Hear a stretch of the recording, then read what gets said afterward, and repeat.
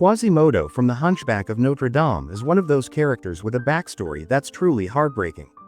In this video, we're gonna take a closer look at his character and the tragic events that shaped his life.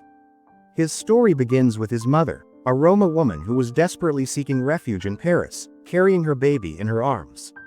She, along with her family, had fled to the city, knowing that Roma people weren't exactly welcome there, especially not by someone like Judge Claude Frollo.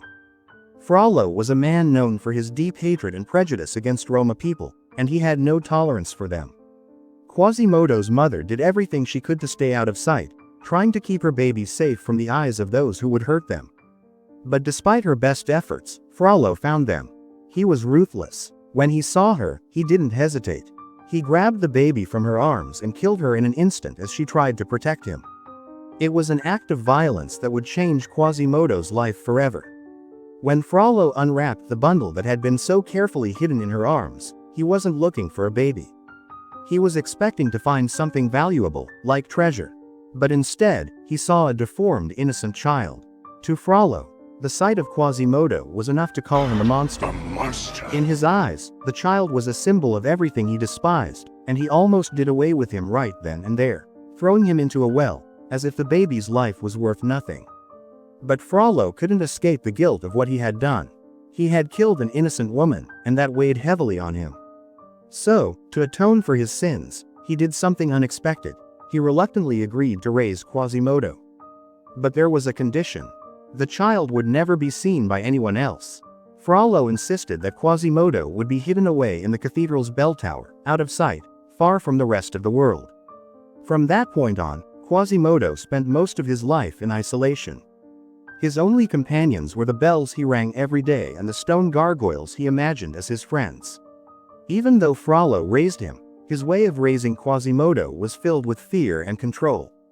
Frollo constantly warned him about the cruel world outside, telling him that if he ever dared step beyond the safety of the cathedral, people would ridicule him, call him names, and treat him like a monster. These constant messages filled Quasimodo's mind with negativity, making him believe he wasn't worthy of anything better, and slowly, he grew to feel miserable about himself. Despite all of this, what's truly remarkable about Quasimodo is that even with all the fear, cruelty, and loneliness, his heart remained pure. He still longed for a connection with others, a chance to belong. Deep down, he dreamed of a day when he could walk freely in Paris, without being judged for his appearance, without being seen as an outcast or a monster. His one real opportunity for this kind of connection came during the Feast of Fools, a chaotic and loud celebration that brought people together in the streets. For a brief moment, he was able to step out of the shadows and be among the crowd. It was here that Quasimodo crossed paths with Esmeralda. She was unlike anyone he had ever met. While everyone else saw him as a freak, Esmeralda treated him with kindness, respect, and dignity.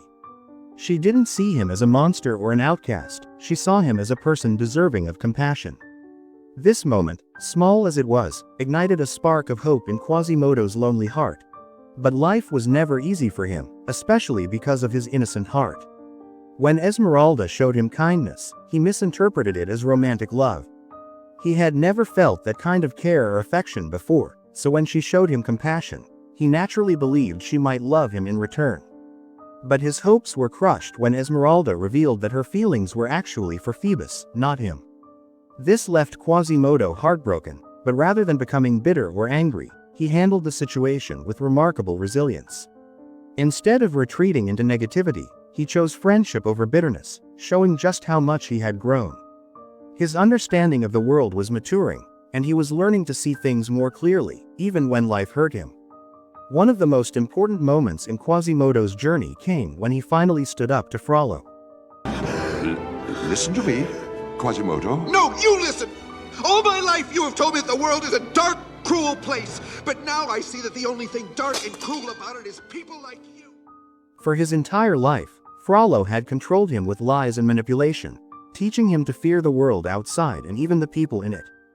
His defiance wasn't driven by hatred or anger but by courage and a strong sense of what was right. He didn't want to fight Frollo out of revenge, but because he knew the truth about Frollo's cruelty. He had lived under his twisted influence for so long, but when he finally stood up, it was a powerful turning point for him as a person. Even after all the terrible things Frollo had done, Quasimodo still tried to save him. Despite the suffering Frollo had caused in his life, his heart was still full of kindness and a desire for peace. But in the end, Frollo's choices led to his own downfall, and he died because of his refusal to change. This moment shows us that Quasimodo wasn't a villain, far from it.